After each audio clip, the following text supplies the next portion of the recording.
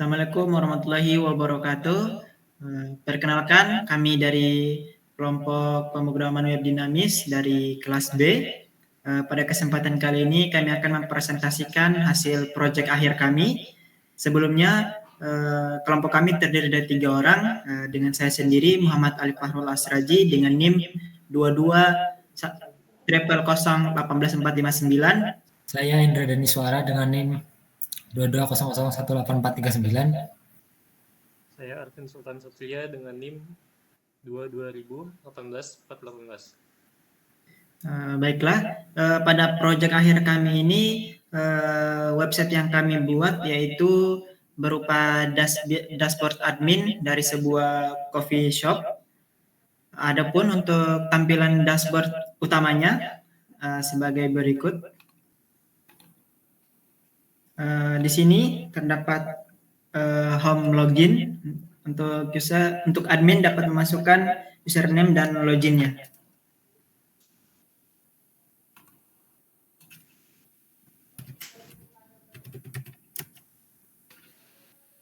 Dan ini untuk tampilan dashboard utama dari hasil proyek kami. Mungkin untuk setiap pembagian pekerjaannya akan kami lanjutkan dengan masing-masing. Assalamualaikum warahmatullahi wabarakatuh. Perkenalkan, nama saya Muhammad Ali Fahrul Asraji dengan NIM 220018459. Pada kesempatan kali ini saya akan mempresentasikan beberapa bagian dari hasil kerja tim kami pada tugas akhir mata kuliah pemrograman web dinamis ini. Baiklah, pada kesempatan kali ini saya akan mempresentasikan database beserta tampilan akhir dari website yang telah kami buat. Yaitu websitenya berupa coffee shop. Baik, langsung saja ke database-nya. Di sini kita memiliki 3 tabel, yaitu ada tabel admins, orders, dan produk. Adapun pada tabel admins ini memiliki struktur, yaitu ada ID, nama, username, email, dan password. Sedangkan di orders ada ID, customer name, product ID, quantity, total, status, dan order date. Kemudian yang terakhir ada products. Nah, di sini ada ID, product name, description, price, image, kategori, dan stock. Baiklah, langsung saja kita ke websitenya. Di sini adalah tampilan utama dari website kami. Halaman awal yaitu login.php. Sebelum melakukan proses login, dikarenakan saya belum memiliki akun, maka saya akan melakukan registrasi terlebih dahulu. Di sini saya akan menuliskan admin, kemudian ada admin@gmail.com. Kemudian username-nya ada admin, kemudian passwordnya admin123. Baiklah, sebelum melakukan registrasi saya ingin mengecek terlebih dahulu apakah fitur validasi dan session sudah aktif pada menu register ini. Nah, untuk mengujinya kita perlu membuat salah satu inputan pada email ini. Kemudian kita mengetesnya dengan mengklik tombol register. Maka di sini akan muncul alert yang berupa untuk menyuruh kita untuk memperbaiki struktur inputan yang telah kita input. Nah, di sini yaitu kita menambahkan add. Baiklah, sekarang tinggal melakukan proses registrasi. Nah, di sini kita melakukan proses login, yaitu dengan data yang sudah kita masukkan pada proses registrasi sebelumnya tadi, yaitu ada admin, terus passwordnya admin123, kemudian login. Baiklah, di sini adalah tampilan dashboard, yaitu halaman awal ketika user baru saja melakukan proses login. Di sini terdapat beberapa informasi, di salah satunya yaitu ada menu yang tersedia, dan antrian. Serta di sini kita dapat melakukan cetak pemesanan. Nah, di sini kita dapat melakukan cetak pemesanan stroke yang akan diubah menjadi bentuk file PDF. Kemudian ada yang namanya menu. Nah, di sini yaitu menampilkan menu-menu yang tersedia di dalam coffee shop ini. Selain menampilkan daftar menu, di sini juga admin bisa menambahkan daftar menu yang ada. Kemudian ada yang namanya pemesanan atau pesanan. Di sini menampilkan pesanan yang sedang terjadi di coffee shop ini. Selain itu, selain menampilkan daftar pesanan, di sini juga admin bisa menambahkan pesanan jika ada pelanggan yang ingin memesan. Kemudian kita juga dapat memanfaatkan fitur search yang ada di dashboard ini. Misal saya ingin mencari yang namanya jus, maka tinggal kita mengetikkan saja di searchnya ini jus, kemudian enter, maka otomatis akan berubah dan memfilter semua jenis menu yang mempunyai kata jus. Mungkin ini selanjutnya kita bisa mengisikan menambahkan pemesanan, yaitu misal saya ingin menambahkan namanya Ahmad, kuantitasnya ada 2, terusnya ya diproses. Di sini ada cappuccino. Dia akan otomatis terkalkulasi sebesar kuantitas yang kita masukkan di sini. Misal kita ingin 4, maka dia akan dikalikan 4 dari harga yang tertera. Misal kita 8, maka akan dikalikan 8.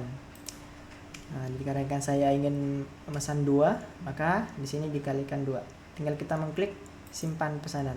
Maka otomatis pesanan dengan ID 7, nama Ahmad, dipesan pada waktu 18.01.2025 jam 16.47. Totalnya 32.000 sedang diproses. Seperti itu. Di sini kita dapat mengedit juga. Misal admin sudah selesai memproses pesanannya, tinggal mengubah statusnya dengan selesai. Update status selesai. Begitu pula di tambah pesanan, kita juga dapat menambahkan menu. Misal ayam bakar, terus harganya itu 15.000.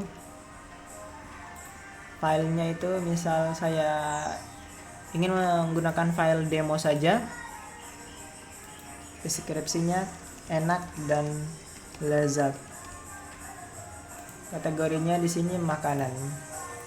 Stoknya di sini 20. Tinggal klik tambahkan. Nah, maka nama ayam bakar tadi sudah masuk dengan data yang telah kita masukkan sebelumnya. Baiklah, itu tadi hasil presentasi yang telah saya lakukan. Kurang lebihnya mohon maaf. Akhir kata, assalamualaikum warahmatullahi wabarakatuh. Assalamualaikum warahmatullahi wabarakatuh. Perkenalkan, nama saya Indra Daniswara, NIM Dodo 018439. Di sini saya akan menjelaskan bagian tentang create, read, update, delete pada tugas kelompok project akhir PWD yang kami kerjakan. Di sini terdapat products.php, yaitu adalah halaman yang digunakan untuk mengelola menu pada aplikasi Coffee Club. Di sini memungkinkan admin untuk menampilkan, menambahkan, mengedit, dan menghapus produk. Kemudian di sini terdapat PHP includes db.php. Di sini digunakan untuk menghubungkan ke database-nya. Kemudian di sini terdapat HTML dengan title coffeeclub.menu. Coffee Club strip menu. Kemudian pada bagian body terdapat sidebar, yaitu untuk menuju ke dashboard, menu, pesanan, analitik, feedback pelanggan, karyawan, pengaturan, dan logout. Kemudian pada bagian navbar terdapat kategori, Kemudian terdapat form input untuk mencari menu yang akan dicari. Kemudian terdapat button submit untuk memulai pencarian. Nah, di sini pada main HTML-nya terdapat menu, kemudian dashboard, kemudian menu yaitu bagian halaman yang sedang kita buat saat ini yaitu products.php. Kemudian di sini terdapat fungsi add product.php untuk menuju ke eh, program add product.php untuk menambahkan menu atau menambahkan produk. Di sini terdapat kelas tabel data untuk menampilkan daftar menu yang ada di dalam database. Di sini terdapat query untuk mengambil data produk yaitu select from products order by product name ascending, yaitu menampilkan produk berdasarkan dari produk nama. Berarti dari A sampai Z urutannya. Kemudian di sini terdapat fungsi-fungsi yang nantinya digunakan untuk mengedit dan menghapus produk yang ada. Ini di sini pada bagian edit produk.php untuk nantinya dihubungkan dengan program edit produk.php. Kemudian di sini delete produk.php juga nantinya digunakan untuk menghapus produk dengan menuju ke program delete produk.php. Ya, untuk bagian produk.php sekian. Kemudian di sini saya menjelaskan bagian untuk create-nya atau add product.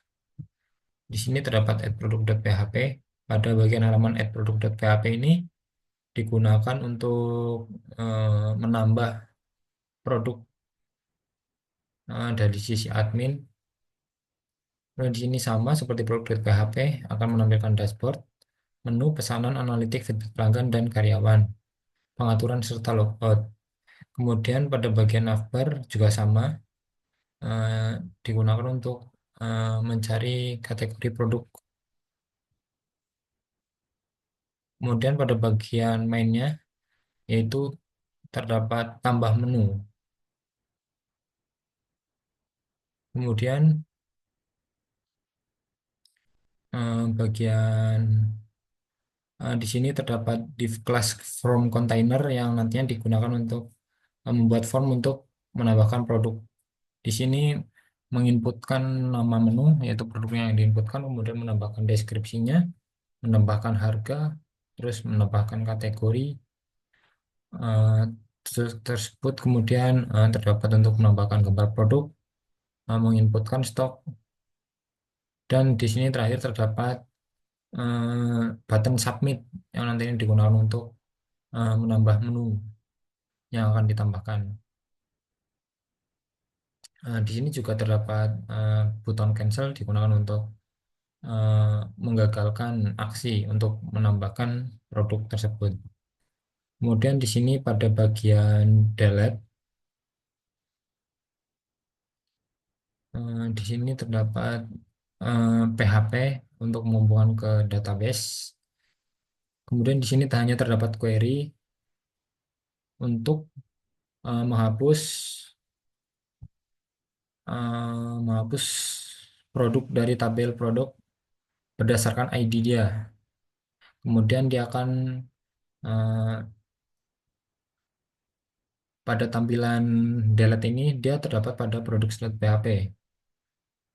Kemudian bagian edit produk di sini digunakan untuk mengedit produk yang ada atau mengupdate produk. Nah, di sini terdapat codingan untuk mengecek apakah ID yang ada di dalam database ada atau tidak. Kemudian di sini untuk mengecek apakah produk data ada berdasarkan ID. Jika tidak ada, maka dia akan memproses produk tidak ditemukan. Nah, di sini terdapat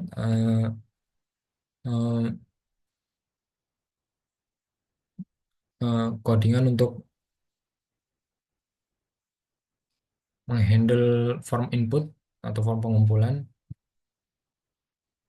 Di sini terdapat beberapa codingan yang digunakan untuk mengedit produk. Contoh di sini terdapat untuk mengedit eh, image atau gambar. Pertama di sini mengecek apakah gambar adalah apakah file adalah gambar. Kemudian jika iya, maka dia akan memindahkan file tersebut. Kemudian jika eh, gambar yang sebelumnya ada, maka akan dihapus dan digantikan. Kemudian di sini terdapat percabangan. Jika gagal mengunggah gambar, kemudian akan kembali ke menu edit produk. Kemudian jika file yang diunggah bukan gambar, maka dia akan kembali juga ke edit produk.php.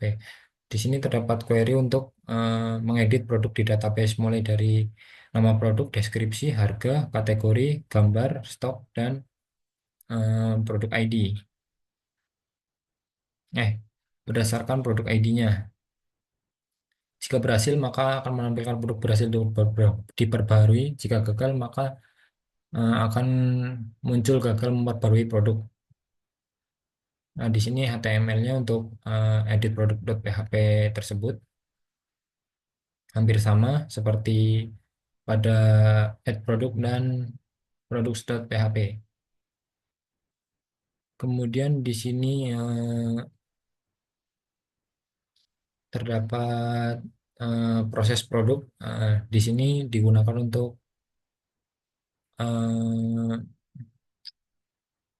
update produk atau ibaratnya memproses pengeditan produk yang dilakukan oleh admin. Di sini terdapat seperti pada bagian edit produk.php untuk mengubah gambar dari produk tersebut. Kemudian di sini terdapat fungsi untuk memasukkan produk ke dalam database, yaitu dengan values atau atribut dari produk, nama, deskripsi, harga, kategori, gambar, dan stoknya. Jika berhasil atau proses berhasil dilakukan, maka dia akan menampilkan produk berhasil ditambahkan. Jika gagal menambahkan produk, dia akan menampilkan gagal menambahkan produk.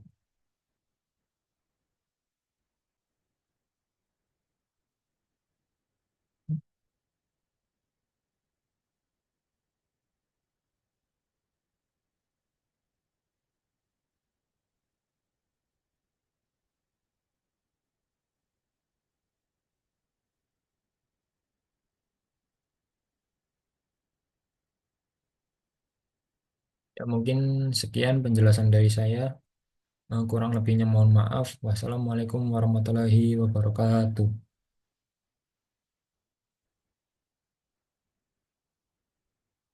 Baik, selanjutnya di sini saya akan menjelaskan fungsi validasi.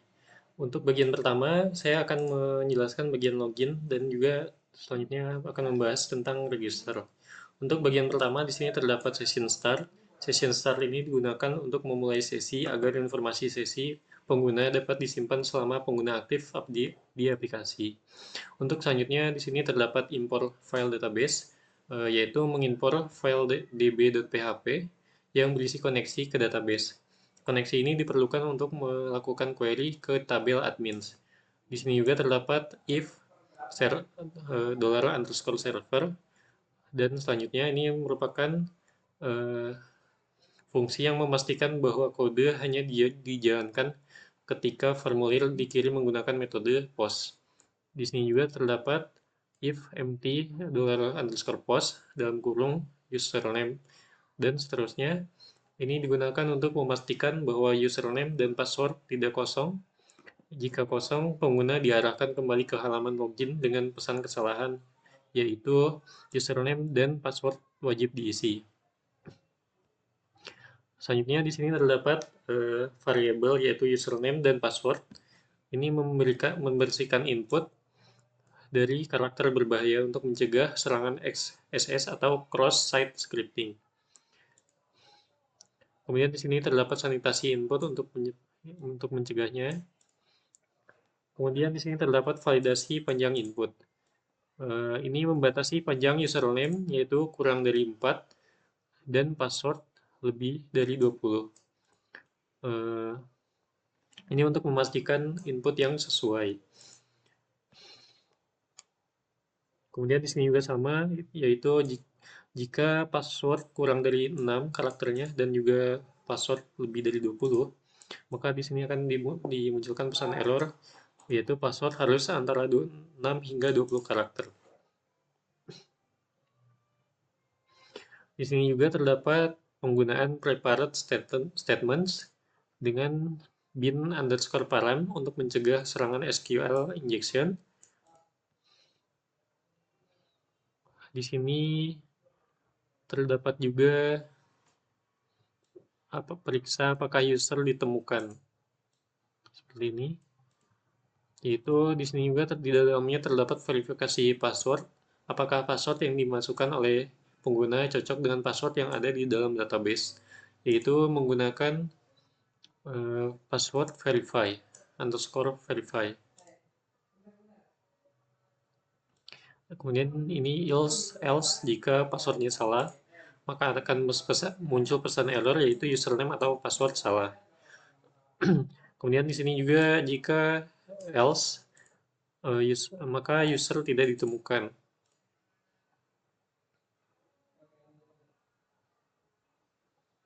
Seperti itu. Sayangnya di sini terdapat HTML-nya, struktur bagian HTML. Ini merupakan CSS-nya untuk styling dari website bagian halaman login.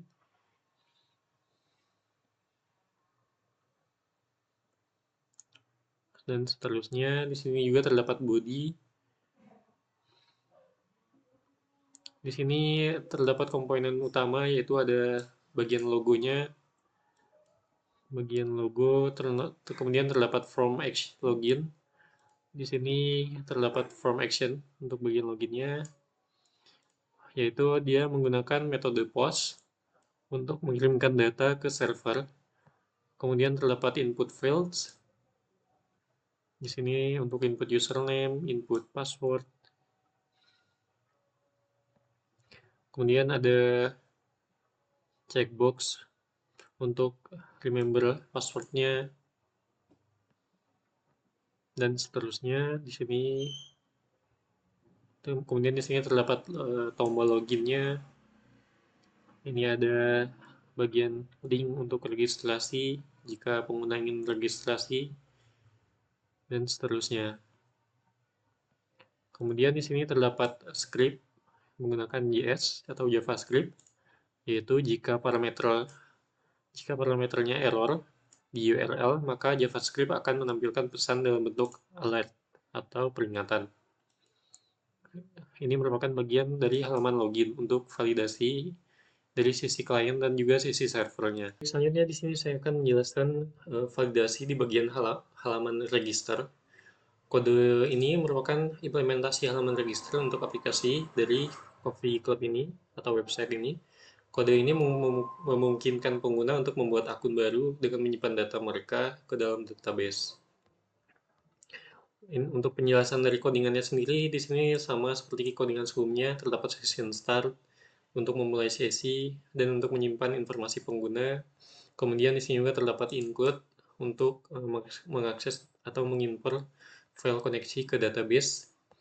Selanjutnya di sini memeriksa, terdapat metode, yaitu memastikan atau memeriksa kode hanya berjalan jika formulir dikirimkan dengan metode POST.